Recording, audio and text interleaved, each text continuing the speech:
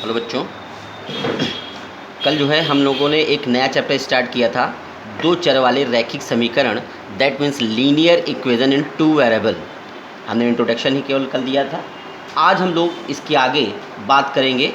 ये जो टॉपिक है इसमें से एक 4 नंबर का क्वेश्चन जो है आपके पेपर में आता है। ठीक है, तो आप इसको ध्यान से देखें और समझने की कोशिश करें। तो दो चर वाले रैखिक समीकरण जो होते हैं, टू वेरिएबल जो लीनियर इक्वेशंस हैं, उनको सॉल्व करने के लिए दो बेसिकली हमारे पास तरीके होते हैं।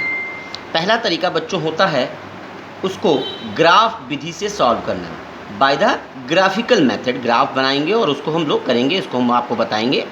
दूसरा मेथड जो होता है वो अलजेब्रिक मेथड होता है। कौन सा मेथड होता है? अलजेब्रिक मेथड या बीजगणितीय विधि होती है।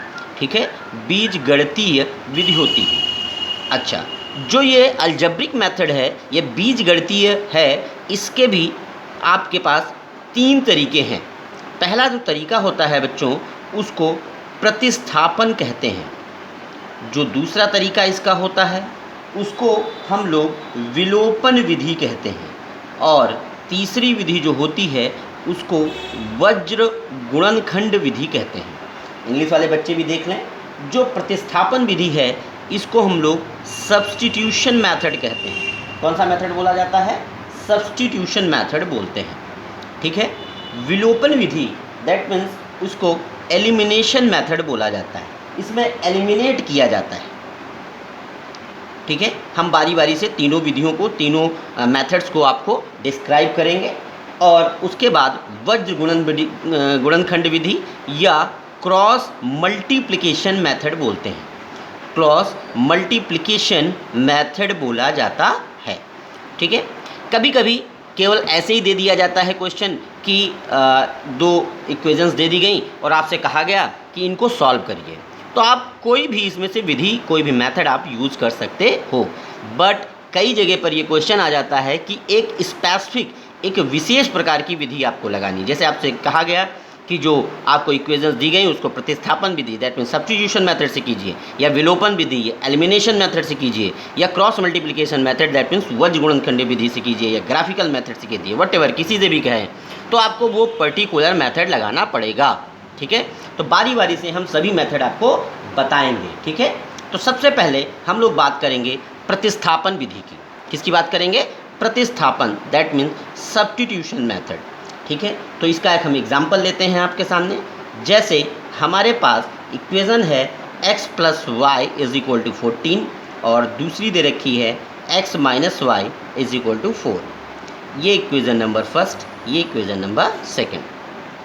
आप कॉपी पर जो भी सॉल्यूशन करें उसको प्रॉपर वे में करें। कैसे कर रहे हैं उसको लिखें ज़रूर, जिससे कि कोई दूसरा अगर देखे, एग्जामिनर आपका वर्क देखे, तो उसको कन्फ्यूज़न ना हो और वो आपको पूरे मार्क्स दे। ठीक है, तो इसमें देखिए हम लोग कैसे करेंगे, तो करते हैं। तो क्या लिखेंगे यहाँ से? देखिए, इसमें से नाम है प्रतिस्थापन, मतलब एक से मान निकालकर दूसरे में रखना, सब्स्टिट्यूशन। एक से वैल्यू को निकालकर दूसरे इक्वेशंस में रख लेना। जैसे मैं आपसे कहूँ कि फ्रॉम इक्वेशन 1 या व्हाटएवर, टू, दोनों में से किसी में से, फ्रॉम इक्वेशन 1 समीकरण 1 से।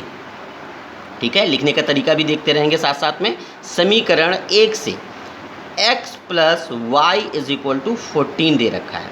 यहाँ से क्या करें आप, x या y व्हाटएवर किसी की भी वैल्यू निकाल लें। जैसे हमने y = लिखा तो क्या लिखेंगे? 14, x उधर जाएगा तो माइनस, ये वैल्यू आ जाएगी हमारे पास। अब क्या कहेंगे?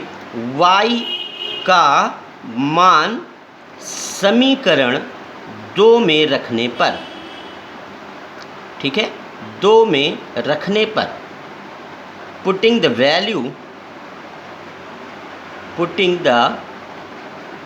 Value of y in equation 2। ठीक है, प्रॉपर वे में ज़रूर लिखेंगे इसको। तो आप ये लिखेंगे। तो अब दूसरी इक्वेशन ये है, तो उसको आप सर्वप्रथम, सबसे पहले फर्स्टली आप उसको लिखें, जल्दबाजी ना करें। x - y की जगह पर है 14 - x रखेंगे। और इक्वल टू 4 आए। ठीक है, ये क्या है, माइनस जब ओपन करते हैं ब्रैकेट से तो क्या होता है बच्चों, वहाँ पर उसकी वैल्यू माइनस चेंज, मतलब उसके जो साइन है वो चेंज हो जाते हैं। 14 माइनस माइनस प्लस का x is equal to 4। x plus x बेटा कितना हो जाएगा, 2x। ये 14 को उधर ले जाएंगे तो माइनस का 14 उधर जाकर प्लस का 14, तो 2x is equal to 18, that is x equal to 9। ये हमारे पास आएगा। अब देखिए हम लोग क्या करेंगे, x का मान समीकरण 1 में रखने पर, किसी में भी रख सकते हैं, कोई ज़रूरी नहीं कि समीकरण 1 में ही रखें, कहीं पर भी आप रख सकते हैं, 2 में भी रख सकते थे, या फिर से वही putting the value of x in equation 1। ठीक है, मैं बार बार कह रहा हूँ, दूसरी वाली में भी रखा जा सकता है, इससे कोई फ़र्क नहीं पड़ता है कि किस में रख रहे हैं। ठीक है, वैल्यू आपने रखी तो आपके पास जो इक्वेशन फर्स्ट थी वो थी x प्लस क्या थी, x plus y is equal to 14, यही दे रखी थी।